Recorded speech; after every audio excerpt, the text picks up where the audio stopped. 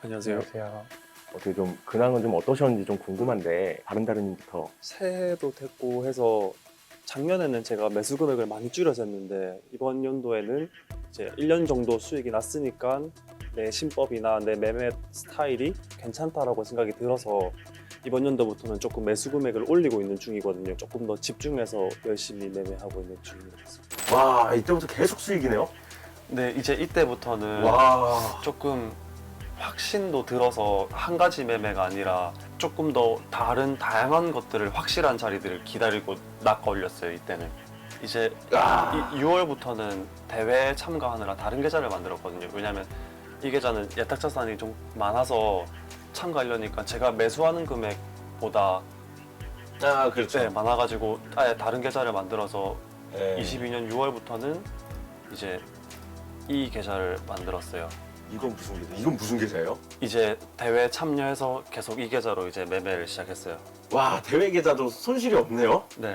너무 사기 캐릭터시다.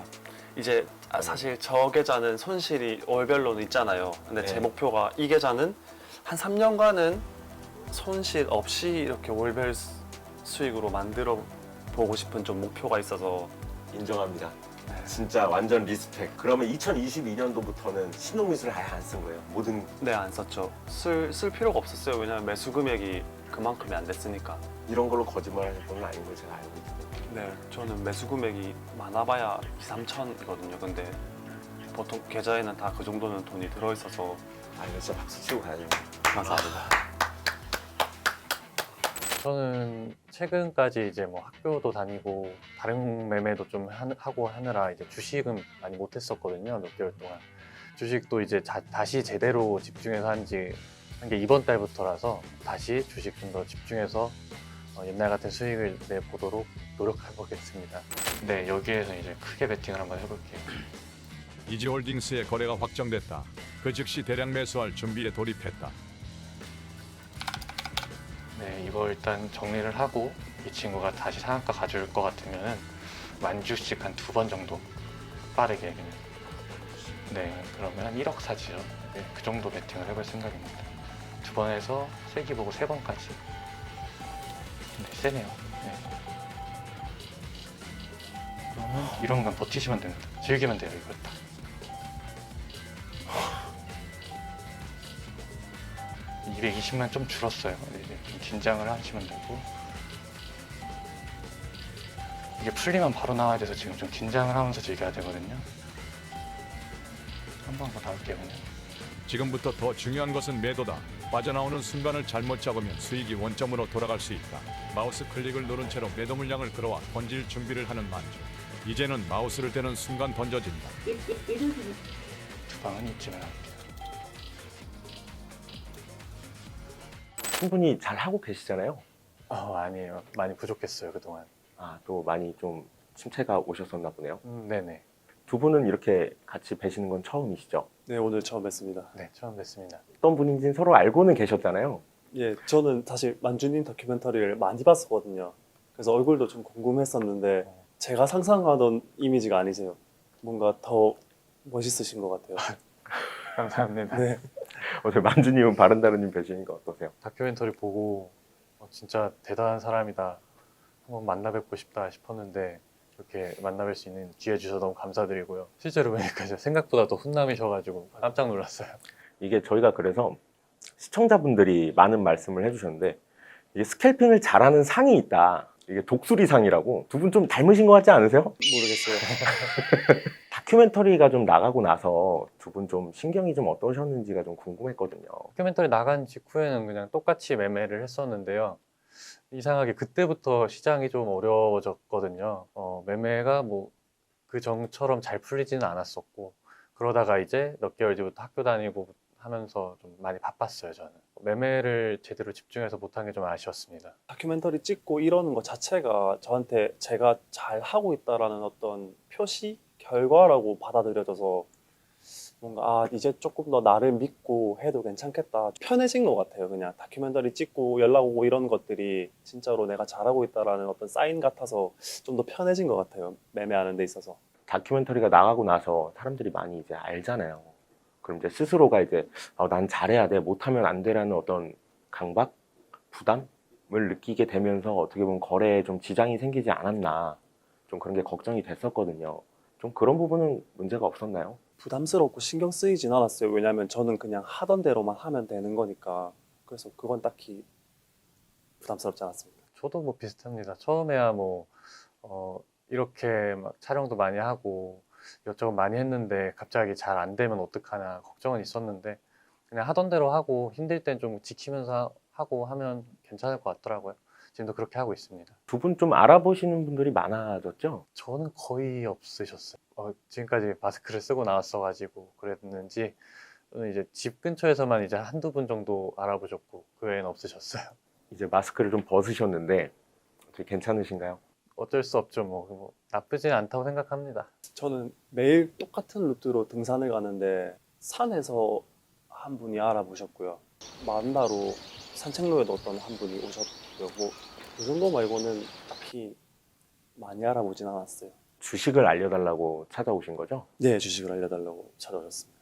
좀 그 두 분 같은 경우는 그렇게 누군가가 주식을 알려달라고 하면 알려줄 용의도 있으신가요? 저는 일단 없습니다.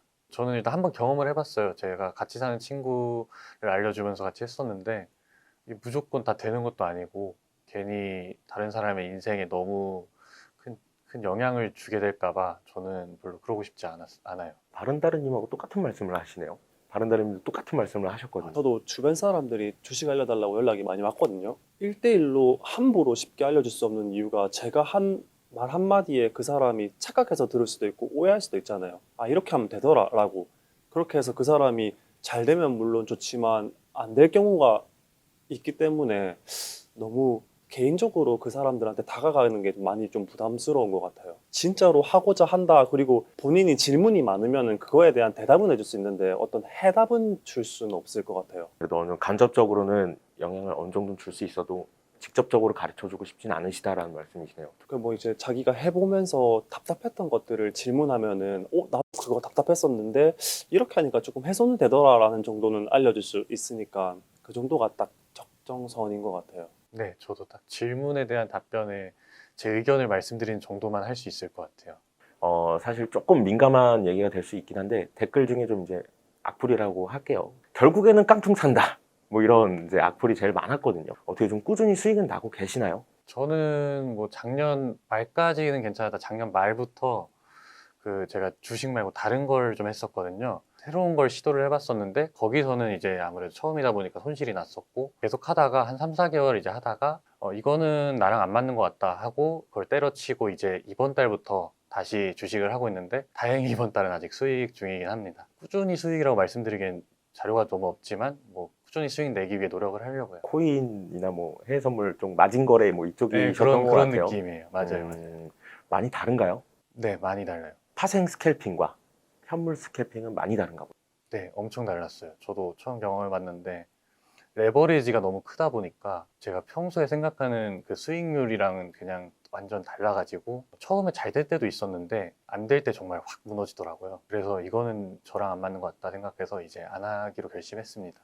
혹시 아예 다르다는 게 변동성의 문제일까요? 네, 변동성이 좀 심하죠. 주식의 변동성과 아예 차별화된 변동성이 나타난다는 말씀이신 거군요. 바른다르님은 손실 보지 않는 게 제 목표이니까 그걸 하기 위해서 계속해서 공부도 하고 있고 그러려고만 하니까 큰 이렇게 폭 없이 그냥 꾸준히 이렇게 갈 수 있는 것 같아요. 그렇게 가고 있기도 하고요. 어떻게 보면 두 분의 좀 특징을 좀 설명을 해보라고 한다면 만주님은 이제 하루에 1,500만 원을 버는 대학생, 그리고 바른다르님은 월 수익 꾸준히 나는 완성된 매매, 이렇게 제가 소개를 했었어요. 그걸 계속 이제 좀 지키고 계신지가 궁금했거든요. 이제 주식 쪽으로만 얘기한다 그러면 두 분 다 아직 유지 중이시네요. 저는 하루에 1,500만 원 못 번 지 오래됐습니다. 대신에 그만큼 날리지도 않고요. 그러니까 한마디로 저는 시드가 좀 심하게 줄었어요. 그 정도의 변동성은 없어요. 그럼 요새는 한 어느 정도 맥시멈으로 보시나요? 목표는 일당 100이고요. 이것도 사실 엄청난 거죠. 이번 달 최대가 300대였던 것 같아요. 저는 목표치 없어요. 그냥 시장에 따라 완전히 그냥 시장이 좋으면은 주는 대로, 시장이 나쁘면은 안 뺏기고 이게 그거라서 목표를 두진 않는 것 같아요. 그럼 이번 달 1월 달도 수익으로 마무리 되실 것 같은가요? 지금까지는 뭐 잘 하고 있습니다. 좀 만주님하고 바른다르님 뵈면서 이게 이런 생각을 좀 했었거든요. 스캘핑으로도 성공을 할 수가 있겠구나라는 좀 희망을 얻었었어요. 사실 저도 이제 여타 다른 어떤 좀 부정적인 시선들과 비슷하게 좀 봤었던 적이 있어서 결국 깡통차는 지름길 아닐까? 이런 걱정을 했는데 제가 두 분 뵈면서 특히 다큐멘터리를 찍으면서 희망을 많이 얻었거든요. 그래서 어떻게 보면 이제 그런 부분들을 좀 더 디테일하게 배우기 위해서 이제 인터뷰를 이렇게 모신 겁니다. 오늘 한번 지금부터 본격적으로 질문 준비한 거 한번 드려보겠습니다. 두 분은 계속 전업 트레이더는 하실 생각이신가요? 저는 네, 지금까지 했던 것처럼 계속해서 할 생각입니다. 대단한 이유는 없는데 그냥 저랑 잘 맞는 것 같기도 하고 큰 일이 일어나지 않는 이상은 계속해서 이 일을 할 생각이에요. 바른다른님께서 네, 저도 제가 이 공부를 재밌어 하더라고요. 그리고 이 공부하면서 결과를 또 도출해내는 게 생각보다 빠르잖아요. 이 분야는. 공부하는 게 바로 피드백이 오는 분야라서 그게 저한테도 좀 잘 맞는 것 같아요. 그래서 계속 할 것 같아요. 만약에 트레이딩에 정년이 있다면 피지컬이 다 해서 뇌지컬과 피지컬이 다 돼서 한계가 느껴진다면 몇 살까지 가능하실 것 같으세요? 그게 있을까요? 그냥 사람만 있으면, 손만 움직일 수 있으면 할 수 있지 않을까요? 계속해서? 저는 그냥 목표한 금액 정도가 되면은 그때부터는 안 하지 않을까 싶긴 해요. 사실은. 만약에 목표라고 한다면 얼마 정도가 목표실까요? 뭐 금액으로 특정하긴 조금 그런데 그 수익으로 제가 안전자산이나 뭐 다른 뭐 이자가 나오게 한다든가 해서 제가 평생을 먹고 살아도 될 정도가 마련이 되면은 그때부터는 안 하거나 그러니까 취미로 하거나 할 것 같아요. 네, 만주님 생각이 좋은 것 같아요. 못하면 돈을 뺏기는 일이니까 스트레스가 강도가 좀 세긴 하거든요. 제가 만약에 스트레스를 견딜 수 없다면 때가 분명히 찾아올 것 같아요. 슬럼프가 찾아올 것 같은데 그때는 또 만주님 생각처럼 그게 훨씬 낫지 않을까. 스트레스 많이 받으세요, 요새도? 저는 아르바이트랑 일을 엄청나게 많은 종류를 해봤었거든요. 뭐 일용직도 해봤고 카페에서도 일을 해봤고 별의 일을 다 해봤는데 그 일들마다 어떤 가지고 있는 피로감이나 힘듦이 있잖아요. 근데 그에 비하면은 사실 주식은 저는 괜찮은 것 같아요. 일용직 했을 때는 하루 새벽에 나가가지고 하루 종일 모래 맞고 뭐 더러운 물 맞아가면서 일하고 막 추울 땐 춥고 이랬었는데 그것보다는 그것도 견뎠는데 이것도 내가 못 견디면 무슨 일을 하겠는가라는 생각이 들어서 그래서 이 스트레스도 사실 그냥 이 일의 어떤 특수함이니까 그냥 내가 오로지 감내해보자. 그래야만 이 일을 잘 해낼 수 있으니까 그런 생각이 좀 있습니다. 스트레스를 크게 받아도 이 일의 특수함이야 라고 생각하고 느끼고 있어요. 저도 뭐 스트레스 많이 받긴 하는데요. 근데 최대한 이제 매매 감정을 안 집어넣으려고 그 노력을 해가지고 지금 이제 공통적으로 질문을 드리긴 할 건데 두 분의 이제 다른 시각차를 또 느껴볼 수도 있을 시간인 것 같아요. 각자 이제 자신의 매매를 좀 기법화해서 한마디로 표현을 한다면 어떤 매매일까요? 명분의 심리에 베팅한다? 명분이 있는 네. 심리, 네. 기대감이라고 해야 될까요? 네. 일단 뭐 제가 사는 거에 명분 이유가 있어야 될 거 아니에요. 주식이 올라가면은 올라가는 이유가 있듯이 뭐 뉴스가 좋거나 뭐 그런 느낌의 이유가 있어야 될 때 또 저는 이제 한번 돈이 몰릴 때 저도 같이 세게 때리고 그리고 그렇게 해서 수익을 내는 그런 매매를 많이 하잖아요.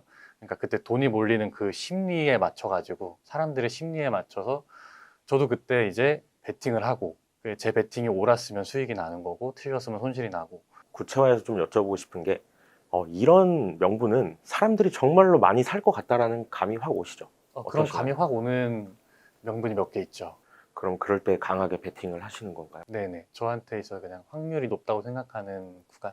그게 장마다 다른가요? 네. 매일 다르고 매달 다르고 그래요. 바른다른님께서는 자신의 매매를 한마디로 표현하신다면 저는 돌다리도 두드려보고 건너라. 이게 딱 제 매매 방법인 것 같아요. 물론 그 날에 좋은 뉴스가 있거나 제일 잘 움직이는 종목들은 그 종목이 움직이기만 하면은 매수를 하긴 하는데 웬만하면 한 번, 두 번, 세 번까지는 그 패턴을 확인하고 들어가는 것 같아요. 제 눈으로 패턴을 다 확인하기 전까지는 전 좀 참는 편이에요. 좀 재밌게 표현해 보자면 바른다른님은 돌다리 스캘핑, 만주님은 원펀치 스캘핑 이렇게 느낌으로 가도 될까요? 비슷한 것 같네요. 이렇게 두 분이 같은 스캘퍼지만 극명하게 이렇게 어떤 심리 상태나 어떤 느낌이 확연하게 차이가 나더라고요. 초단위로 움직이는 스캘핑 매매다 보니까 이런 생각을 했어요. 다 같은 거 아니야? 라고 생각을 했는데 다른 거예요. 그래서 오늘 그게 좀 궁금해서 이렇게 두 분을 또 같이 모신 것도 있거든요. 시청자분들이 가장 궁금해하는 게 네 가지가 있습니다. 첫 번째가 스캘핑할 종목을 대체 어떻게 고르는가. 그리고 두 번째가 대체 차트의 일봉과 분봉을 어떻게 보는 건가. 그리고 세 번째가 진입 시 호가의 모양과 누르는 타이밍. 그리고 호가의 패턴도 될 수가 있겠죠. 그리고 매수 이후에 이제 수익이 어느 정도 났을 때 매도 타이밍을 잡는지 이걸 굉장히 다들 궁금해 하시더라고요. 이게 다큐멘터리에 이제 저희가 이제 들어가 있지만 이걸 직접 말로 설명을 듣질 못하다 보니까 좀 디테일하게 한번 여쭤보고 싶은데, 그럼 첫 번째 부분인 종목 선정부터 좀 여쭤봐도 될까요? 오늘 장을 시작하기 전에 대략 아니면 계획적으로 종목을 뭘 거래하겠다가 미리 정해져 있으신가요? 그냥 뽑아놓을 뿐이지 그 종목을 무조건 하겠다라는 건 없는 것 같아요. 그리고 아침에 장이 열리자마자 빠르게 보고 오늘은 이쪽이 세네, 이쪽이 약하네를 빨리 판단하고 다시 종목을 다시 정리하는 것 같아요. 그리고 그 이후에 매매를 시작해요. 그럼 장 전에 예. 예상 체결을 많이 보시나요? 예, 많이 봅니다. 그러면서 오늘은 이쪽 종목이 움직이겠다 빠르게 파악을 하시는 거네요. 네, 그렇죠. 아니면 뭐 뉴스나 아니면 전날에 움직였던 종목들이 다시 어떻게 반응하고 있는지, 어떤 위치쯤에서 시작하려는지 이런 것들을 좀 많이 보는 것 같아요. 예상 체결은 좀 어떻게 봐야지 좀 편하게 보거나 좀 노하우가 있으세요? 노하우는 딱히 없는 것 같아요. 그냥 보는 것 같아요. 그냥 이쪽에 돈이 몰리네, 안 몰리네 이 정도로만 보는 것 같아요. 몇 시 정도에 보시는지 여쭤봐도 될까요? 한 45분부터 그때부터 보기 시작해요. 저는 이제 전날 저녁에 이제 시간에서 뭐 많이 올랐던 종목들을 이유가 같은 종목들 있잖아요. 뭐 테마가 이루어진 종목들, 그런 종목들을 이제 관심 종목에 넣어두고 아침에 일단 집중해서 보고요. 그리고 예상 체결 그것도 저는 한 8시 55분부터 좀 집중해서 봐요. 그 전까지 이제 험해수라고 해야 되나? 그런 게 좀 많아가지고 55분부터 집중해서 보고, 그때 이제 뭐 A라는 테마의 종목이 3개 이상이 뭐 높은 등락률을 보인다. 그러면 아침 시작하면은 이 테마가 핫할 수도 있겠구나라는 이제 생각을 하고 준비를 하는 거죠. 질문들 중에 그런 게 있었어요. 짝짓기 매매, 얘가 짝인지 어떻게 아냐라는 질문이 있었는데 여기에 좀 힌트가 있을까요? 테마가 같으면은 보통의 경우에 이제 A라는 종목이 가면 B 종목, C 종목이 따라가 주는 경우가 많아요. 뭐 아닐 때도 있고 예외는 항상 많고 한데, 이제 그런 예외랑 뭐 아닐 때의 경우를 구별해내는 게 실력인 거죠. 그거는 계속 매매해보고 공부를 해보고 하는 게 답인 것 같아요. 어떻게 보면 눈에 많이 익어야 된다. 네. 바른다르님은 시간대 55분 정도? 예. 이때 보이는 종목들을 같이 또 보시죠? 똑같이 네. 계속 보시는 거죠? 네, 봐야 돼요. 그럼 어떻게 보면 두 분 다 공통점이 있네요. 예상 체결 때 오늘 뭐가 뜰 건지 장 전까지 계속 본다. 뭐 보는 시작 시간은 그렇게 크게 중요하진 않다고 보세요. 55분 전에만 보면 되나요? 저도 최근에는 모니터에 50분에 안고 있어요. 근데 보통 찾아놓은 종목들이 다음날 계속 가는 경우가 많나요? 아니면 적나요? 저는 반반인 것 같아요. 그냥 가면은 그냥 하는 거고, 안 가면은 그냥 안 보면 되는 거고, 그러다가 이제 멍 때리고 있는데 갑자기 새로운 뉴스나 뭐 새로운 종목이 나와가지고 그 종목을 매매할 때도 있고, 늘 다른 것 같아요, 그렇게. 근데 뭐 전날 강했던 거는 분명히 사람들 관심 종목에 있을 확률이 높기 때문에 다시 움직일 확률이 좀 높더라고요. 그래서 그 종목들을 저도 무조건 관심 종목에 넣어두거든요. 그 확률 때문에 넣어두는 것 같아요. 한번 급등이 나왔던 종목들은 다시 급등할 가능성이 크다? 그러면 뭐 이 외에 좀 나만의 좀 종목을 고르는 방법이 혹시 있으신가요? 저는 제가 좋아하는 어떤 일봉 모양이나 호가창의 모양이 있어요. 그런 걸 찾는 것 같아요. 그럼 조금 정리를 해보면 예상 체결 때 보통 많이 찾고, 그리고 미리 찾아놓은 것들과 조합을 해서 스캘핑을 한다라고 어떻게 보면 정리해 볼 수 있을까요? 플러스 이제 당일에 나오는 뉴스나 당일에 새롭게 부각되는 것들. 저는 특징주라는 키워드를 되게 좋아하거든요. 두 분은 좀 어떠세요? 좋아한다기보다 나오면 관심을 가지죠. 뉴스가 뜨는 거니까 이제 제목을 읽고 내용을 읽고 괜찮다 싶으면은 종목을 이제 매매를 도전해볼까 하는 생각을 하는 거죠. 사실 특징주 뉴스가 뜨자마자 그거는 스캘핑 하는 사람들한테 꽃 같은 매매인 것 같아요. 진짜 특징주 뉴스가 뜨자마자 잘 매수하면은 크게 수익을 낼 수 있는 기회라서. 근데 그와 반대로 특징주 뉴스가 나오자마자 바로 급락하는 경우도 있어서 그래서 좀 위험하긴 한데, 그 뉴스들을 조금 잘 구분하고 매수를 할 수 있다면은 좀 큰 수익을 낼 수 있는 어떤 꽃이라서 저는 좀 즐겨서 하고 있습니다. 뉴스가 나왔을 때 보통 종목이 급등이 나와 있는 경우도 있을 거고 급등이 없는 경우도 있잖아요. 두 분은 기사를 보고 바로 살 때도 있으신 거죠? 예, 있습니다. 저도 있어요. 그럴 때는 어떤 기준으로 사는지가 궁금하거든요. 저도 똑같이 뉴스가 나왔을 때 산 적이 있거든요. 근데 꼭 항상 손실이더라고요. 어떤 좀 기준으로 누르시는지 좀 궁금하거든요. 요즘 핫한 뉴스가 나오면 전 사요. 지금 아니면 확실히 그 회사가 무언가를 수주했다던가 아니면 뭔가 눈에 보이는 성과를 이뤘다라는 그런 특징적 뉴스가 뜨면 저는 좀 그런 뉴스에 많이 반응을 하는 것 같아요. 삼상 임상 성공했다 이런 확실한 무언가 그런 뉴스들. 저도 되게 비슷한 것 같아요. 확실히 사람들이 이 뉴스는 제목만 봐도 매수 클릭을 할 것 같다 싶은 거 위주로 저도 사죠. 뉴스 뜨자마자 사는 거는. 그리고 이제 내용을 한번 쭉 읽어보죠. 만약에 이런 키워드가 있다면 어떤 키워드일까요? 방금 말씀하신 수주? 예, 뭐 삼상 임상 성공 아니면은 삼성, 뭐 어떤 이런 명확한 결과가 보이는? 네, 그런 것들을 좋아하는 것 같아요. 항상 이렇게 시장에 이렇게 붕 떠 있듯이 이렇게 사람들이 집중하고 있는 키워드가 항상 있거든요. 없었던 적이 없어요. 뭐 요즘 같은 경우에는 아랍 관련 뉴스들 뭐 이런 키워드를 달면은 사람들이 다 기대하고 있기 때문에 제일 그냥 시장에서 주목하고 있는 어떤 뉴스들을 기다리고 있는 것 같아요. 내가 항상 이 키워드는 체크한다.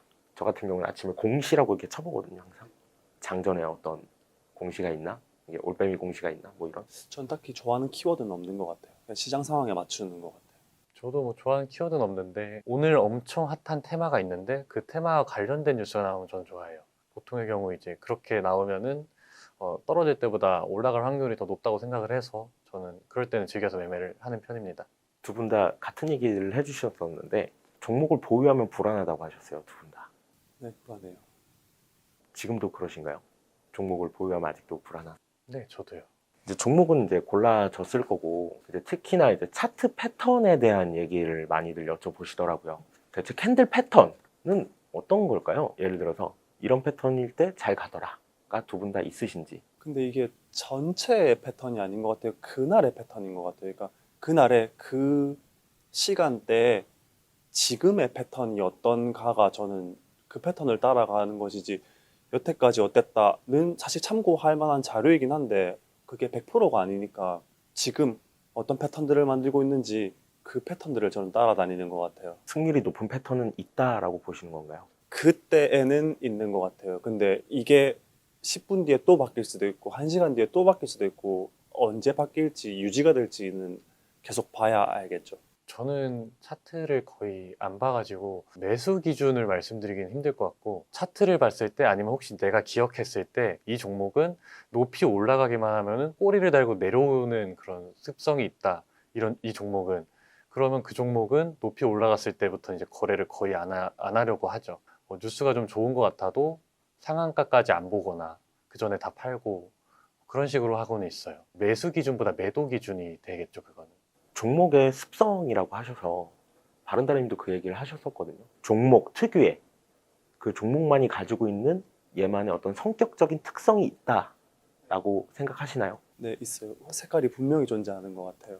맞아요, 있어요. 어떤 경우가 좀 있을까요? 그러니까 어떤 종목은 좀 이렇게 움직이고 좀 여러 가지 사례가 있을 것 같은데 이 전 일봉의 패턴 때문에 사람들이 심리가 그렇게 만들어지는 것 같아요. 어떤 한 종목이 상한가 근처까지 갔다가 윗꼬리를 크게 달아버리면은 그 다음날 이제 사람들이 또다시 좋은 뉴스나 나왔을 때 분명히 매수는 하고 싶겠죠. 근데 매수하고 상한가 근처까지 가면 이 전 일봉 캔들 때문에 사람들이 불안해서 보유를 안 하려고 하는 심리가 좀 생기는 것 같아요. 그래서 그 종목의 색깔이 그런 식으로 만들어지는 것 같아요. 그렇게 해서 종목의 성격이 정해진다. 네, 색깔이 그렇게 만들어지는 것 같아요. 저도 그런 식으로 비슷하게 생각은 해요. 이제 또 차트 말고 호가창에서 말씀을 드리자면 중요한 부분, 예를 들어 뭐 100원, 200원 이런 라인에 딱 몇십만 주 좀 크게 박혀 있을 때 그걸 돌파하면은 무조건 급락하는 종목들이 꼭 있어요. 그런 종목은 방금 말씀해줬던 것처럼 이제 그런 데를 돌파하면 늘 급락을 해왔으니 이번에도 급락할 거다 생각하고 사람들이 그런 파는 그런 심리가 반영된 걸 수도 있겠다라는 생각이 드네요. 그럼 내가 만약에 스캘핑을 하려는 종목의 성격을 좀 파악하려면 어떻게 좀 파악할 수 있을까요? 저는 일봉이랑 분봉을 보라고 말씀드리고 싶어요. 사실 그 종목의 색깔을 모르고 매매하는 거는 아무것도 안 보는 채로 매매하는 거랑 비슷한 것 같아요. 그 종목이 올라가기만 하면 윗꼬리를 다는 그 캔들을 여러 번 그려놨는데도 그거를 무시하고 그냥 뭐야 갈 것 같아 라고 매수하면 그 사람 혼자만 갈 거라고 판단하는 거잖아요. 그래서 다른 사람들은 아니야 이 종목은 항상 이렇게 움직였으니 다른 사람들은 다 팔고 떠나는데 그 사람만 갈 거야 라고 판단하게 돼서 차트를 보면서 매매를 하기 때문에 일봉이랑 분봉은 꼭 보는 것 같아요. 그 종목의 색깔이 어떤지 어떻게 움직였는지 판단하기 위해서 보는 것 같아요. 차트를 통해서 그 종목의 성격을 파악한다. 얘는 뭐 지그재그로 빠르게 움직이거나 아니면 급등 이후에 급락을 하는 게 많이 보인다거나 이런 어떤 패턴이 어떻게 보면 눈에 보이기 시작하는 거네요. 경험적으로. 그렇죠. 계속 봐야 되는 것 같아요. 찾으려면 패턴을. 얘가 어떻게 움직이는지 봐라. 네. 만주님은 차트를 많이 안 보시긴 하지만 호가로도 그런 것들이 느껴지는 거죠. 네네. 계속 매매해보다 보면 이 친구는 이런 상태에서는 꼭 이렇게 해왔다라는 그런 생각이 들어요. 그 생각이 맞을 때가 많고요. 계속 매매를 해봐야 이제 종목의 습성도 좀 알게 될 것 같아요. 그게 어느 정도 경험으로 쌓이면 어떻게 보면 이제 레퍼런스가 되기도 하는 거네요. 얘는 어떻게 움직이겠다라는 어떤 감이 오는 이유가 이런 경험적인 축척일까요?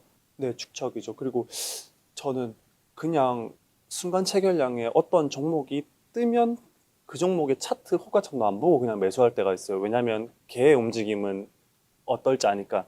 이것도 어떤 축척에 대한 결과이겠죠. 그냥 얘가 움직이네 하면 저는 그냥 바로 아무것도 판단하지 않고 그냥 매수할 때도 있어요. 이 종목은 세게 움직일 거니까 무조건. 어떻게 보면 친구 성격을 아는 거랑 비슷한 거네요. 네, 그렇죠. 이 아이의 색깔을 아니까 어차피 누군가가 크게 매수만 하면 이미 와르르기니까 그냥 바로 뜨자마자 매수할 때도 있어요. 그래서 종목이 그냥 기준이 될 때도 있는 것 같아요. 그만큼 그 종목을 많이 지켜보셨기 때문에 그렇겠네요. 네. 만주님 이거 좀 공감하실 것 같아요. 네, 저도 아주 크게 공감하고 있습니다. 특히 짝짓기 매매를 많이 맞아요. 하셨었잖아요. 네. 그러다 보면 그런 것들도 이제 미리 아실 수 있는 건가요? A 종목이 나왔을 때 바로 B랑 C가 생각이 나는 그런 느낌으로 이 종목이 가면 이 종목이 무조건 따라간다 이런 게 있긴 하죠. 제 머릿속에도. 차트로 거래하지 않아도 가능한 이유가 이런 건가 보네요. HTS에 좀 0600을 좀 켜서 그럼 일봉은 두 분 다 보시긴 하시는 거죠? 만주님도. 보고는 있어요. 근데 막 거래할 때 직접적으로 보지 않으시는 것 뿐이고 네.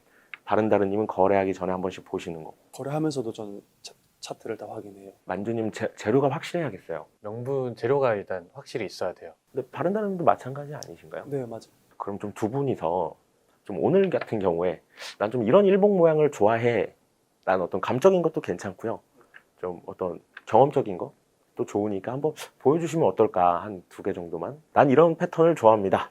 혹시 보여줄 수 있으신가요? 이런 상태의 일봉을 제일 좋아해요. 이지케어텍이라는 종목인데 상한가를 갔었거든요. 그리고 이제 상한가를 다 무너뜨리지 않고 그냥 뭐 이때쯤은 사실 무너뜨렸다라고 할 수 있는데 다시 거의 상한가 근처까지 회복하고 다시 이 상한가를 돌파하려고 하고 있거든요. 그때가 저도 기다리고 있는 거고 저만 기다리는 게 아니라 매매를 하다 보니까 이 상태를 많은 사람들이 기다리고 있더라고요. 그래서 뭔가 상승 확률이 높은 것 같아요. 완전 눌림목을 보시는 건 아닌 것 같아요. 네, 저는 돌파 매매가 주력이라서 이런 차트 모양을 좋아해요. 이 종목 같은 경우는 재료가 있다라는 전제 하에 이제 사실 재료가 없어도 저는 하루 종일 보고 있을 것 같아요. 그냥 새로운 뉴스가 없더라도 보고 있을 종목이에요. 요즘은 계속 보고 있거든요. 그냥 한 번쯤은 움직임이 나올 것 같다라는 생각이 들어서. 저런 기준이 되는 급등이 한 번 있은 이후에 네. 재돌파를 하려는 모습이 보이는 거. 그러니까 이 종목의 색깔이 이렇게 한번 진하게 그려졌고 그리고 이 색깔을 아직 흐트러뜨리는 어떤 음봉의 모습이 안 보여서 다시 한 번 더 이 정도의 색깔은 끄어줄 것 같다라는 느낌이 있어서 아닐 수도 있는데 그럴 가능성이 있다라고 생각 들어서 그냥 뽑아두고 기다리는 것 같아요. 아, 그럼 저런 어떤 류의 어떤 다시 재돌파의 가능성이 있다면 관심 욕망에 들어간다. 핸디소프트는 뭐 뉴스 요즘 이슈되는 뉴스를 들고 있긴 한데 그냥 매수만 하면 크게 양봉이 나와서 좀 좋아하는 요즘 좀 지켜보고 있는 종목인데 한 번 움직일 때마다 거의 상한가 근처까지는 가거든요. 다음날 그 다음날까지는 어떻게 될지는 모르겠지만 다시 이렇게 횡보를 하면은 저는 또 다시 그냥 계속 관심 종목에 넣어두고 보고 있을 것 같아요. 역시나 아까 말씀하셨던 성격 같은 걸 보는 거랑 비슷한 것 같아요. 네, 그렇죠. 패턴. 얘는 이런 애다. 그리고 저만 그렇게 생각하는 게 아니라 시장에 참여하는 사람들이 다 같이 그렇게 생각하면은 사실 신뢰도가 높으니까 그렇게 해서 이런 종목들을 보고 있어요. 약간 이렇게 이해해도 될까요? 내가 어떤 이 종목의 좋은 모습을 한번 봤는데 이게 또 나오길 기대하는 심리 그렇죠. 기대하는 거죠, 그냥. 같은 모습이 네. 한 번 더 보여주길 근데 아니면 바라는. 말고라는 생각도 꼭 가지고 있어요. 무조건 갈 거야라는 생각은 좀 위험하니까 그냥 뽑아두고 움직이나 안 움직이나 계속 지켜보는 건데 아니면 말고라는 생각이 좀 있어야 되는 것 같아요. 그때 한번 물어보고 싶었던 게 있는데 저 같은 경우에는 저걸 사거든요, 바로. 그럼 얘가 한 번 더 이렇게 움직일 것 같으니까 사놔야지 하면서 누르는데 이거에 대해서는 어떻게 생각하세요? 하지 말라고 하고 싶어요. 최악인가요? 네, 스캘퍼로선? 네, 스캘퍼한테는 그러면 안 되는 것 같아요. 어떠세요, 만주님은? 저 같은 심리를 갖고 있다면. 그건 이제 스캘퍼라기보다 스윙 투자 쪽이겠죠? 그게 맞을 수도 있어서 저는 잘 모르겠네요. 정답은 아니다. 네. 어떤 주관적인 판단으로 얘기해 주셔도 됩니다. 주관적으로 그러니까 저 같은 경우는 이제 그런 매매는 안 하죠. 알겠습니다. 세 번째 종목도 한번. 이 종목도 사실 이때 상한가를 가고 그 다음 날도 뭐 거의 상한가 근처까지 왔다 갔다 하고 지금 이 색깔을 또 다 무너뜨리지 않는 그림을 계속 보여주거든요. 이때도 뭐 한 번 움직이면 그냥 20% 이상은 이렇게 움직여주는 종목이라서 이때도 거의 상한가까지 갔었으니까 이 종목을 또 저는 요즘 계속 지켜보고 있거든요. 만약에 이렇게 해서 와르르 다 무너져가지고 색깔이 이렇게 흐트러지면은 안 보겠는데 아직까지는 흐트러졌다라는 생각이 안 들어서 이런 종목도 보고 있습니다. 그럼 지지는 그렇게 크게 중요하진 않으신가 봐요. 네, 지지는 별로 어차피 저는 돌파 매매를 하는 사람이라서 돌파 매매만 하다 보면은 돌파 매매하는 사람들의 습성을 조금 알게 되는 것 같아요. 그래서 지지는 저는 아예 신경을 안 쓰고 있고 돌파만 보는 것 같아요. 일봉이 그렇든 분봉이 그렇든 돌파만 보고 있으니까 똑같은 돌파 매매인데도 들어가면 안 될 때가 있고 들어가면 될 때가 이게 좀 구분이 되는 것 같아요. 여러 사람들 생각에 같이 동화되려고 노력하거든요. 그래서 지지는 뭐 저는 딱히 보지는 않고 그냥 이 종목이 오늘 일봉이 돌파할 것 같다 아니면 분봉이 돌파할 것 같다가 저한테는 더 중요 포인트인 것 같아요. 그럼 만약에 지금 저 종목을 거래한다고 했을 때는 아직 거래 시점은 아닌 거네요. 지금은 아니지만 내일이 될 수도 있고 내일 모레가 될 수도 있죠. 뭐 얘가 언제 움직여줄지는 모르는 거니까. 그러면 이것 또한 지금 이 종목의 성격을 좀 보신 거네요. 네, 그렇죠. 이 종목에 대한 패턴을 저는 얘는 이렇다라고 생각을 하고 있어서 꼭 움직여주면은 같이 따라서 매매할 생각이에요. 그 우리가 흔히 말하는 패턴이라는 게 뭐 이런 모양일 땐 이렇게 간다라는 어떤 그런 패턴이 아니라 이 종목 자체에 얘가 어떻게 움직이는 패턴을 그냥 머릿속에 각인을 시키는 건가요? 그렇죠, 그렇죠. 그러니까 패턴이라고 하면은 좁은 관점에서 패턴이 아니라 움직임, 색깔 아니면은 그냥 약간 좀 넓은 관점에서 패턴인 것 같아요. 시장에 따라서 패턴도 달라지고 종목에 따라서 패턴도 달라지고 이게 좀 복잡한 관점에서 패턴이라고 저는 그냥 패턴이라고 불렀거든요. 왜냐면 제가 이해하기 쉬우니까. 근데 사람들이 패턴이라고 하면 탁탁탁탁이라고 생각할 텐데 이게 탁탁탁탁이 아니라 조금 더 넓은 관점에서 패턴을 저는 패턴이란 스티커를 갖다 붙여놓은 것 같아요. 종목마다 고유한 성격이 있고 현재 최근에 움직였던 흐름을 통해서 얘가 또 어떻게 갈지 예측을 한다. 이번 만주님 차례인데 어떤 종목 패턴을 좀 준비해 주셨나요? 일봉으로는 이제 매매 기준이 저는 안 나오고요. 그래서 분봉으로 일단 오늘 한 걸로 해서 보여드리려고 하는데 어제 이제 시간에서 이 종목이 KC코틀이라는 종목이 탄소 관련 이슈로 상한가를 가고 나머지 한 두 종목, 세 종목 정도가 이제 테마를 이루면서 같이 올라왔었거든요. 근데 이 종목, 이 테마들이 예전에도 몇 번 같이 움직여줬던 적이 있어요. 그래서 이제 저는 아침에 이 테마 전체를 이제 최우선 관심으로 봤었고, 이 KC 코트렐이라는 종목이 14.7%에서 이렇게 시작을 해서 조금 왔다 갔다 하다가 바로 위로 좀 크게 올라왔죠.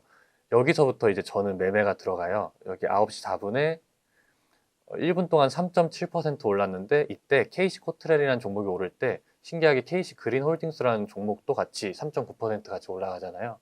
이럴 때가 이제 저한테 있어서 매수 타이밍이고요. 9시 6분에는 좀 크게 올라가면서 상한가 직전에 VI까지 도달을 해요. 그래서 저도 9시 6분에 여기에서 같이, 좀 늦었긴 한데 여기에서 같이 매수를 했고, 결국 상한가에 도달해서 여기 VI가 끝난 이 가격대에 전량 매도로 이런 식으로 매매를 마쳤었는데, 예전에 몇 번 그렇게 같이 움직여준 경험이 많았고, 저도 실제로 매매를 해본 경험이 많았어서 얘네들 그 움직임을 잘 알고 있어서 그때의 경험을 살려서 이번에 매매를 제대로 했었죠, 오늘. 어떻게 보면 제가 대장주고 이제 이등주라고 맞아요. 봐도 되는 거잖아요. 네네. 타이밍이 한 몇 초 정도 차이예요? 그러니까 예를 들어서 대장주가 간다. 그럼 이등주가 이제 따라갈 때 그 갭이 한 어느 정도 되는지 궁금하거든요. 대장주가 한 0.5%, 1% 정도 오른다고 이등주가 무조건 따라가는 게 아니거든요. 그래서 0.5, 1% 정도 올라갈 때 이등주를, 저 같은 경우는 이등주를 살짝 매수하고, 거기서 대장주가 조금 더 세게 간다, 심하게 간다 싶을 때 이제 이등주를 계속 사는 거예요. 위로 그냥 약간 불타기죠. 그냥 수익이 난 상태에서 계속 사고, 거기서 이제 대장주가 더 못 가거나 아니면 이렇게 상한가에 도달을 하거나 더 이상 갈 데가 없으면 그때부터 이제 조금씩 파는 거죠. 조금씩 팔 때도 있고, 대장주가 갑자기 무너지면 한 번에 그냥 저도 이등주를 다 팔아버리고 그런 식으로 하는 거죠. 바른다르님은 짝짓기 매매에 대해서는 좀 어떻게 생각하세요? 이렇게 저도 많이 해요. 저도 오늘 만주님이랑 똑같은 시간대에 똑같이 매수하고 똑같이 팔았던 것 같아요. 그러니까 이게 신기하게 겹치는 거죠. 이렇게 네. 조금 앞에 여쭤봤던 걸 좀 다시 보면 종목은 이미 정해져 있었던 거네요. 그렇죠. 이걸 할 생각이 있으셨던 거잖아요. 네. 맞나요? 다른 종목 좀 여쭤보기 전에 두 분 다 VI를 되게 중요하게 생각하셨거든요.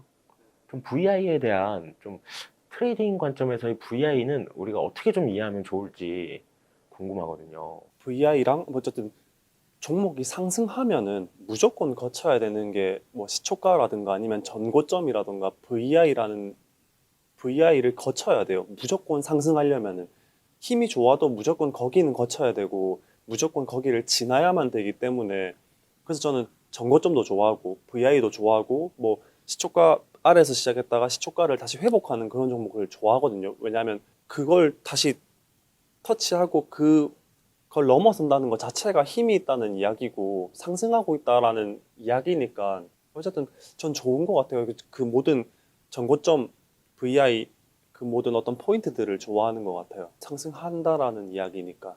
어떤 그런 거점들을 되게 중요하게 네. 기준점들로 보신다. 저도 이제 VI에 이제 들어가게 되면 VI에 노출되는 거를 기다리고 있는 분들, 그 스케일퍼 분들이 많으세요.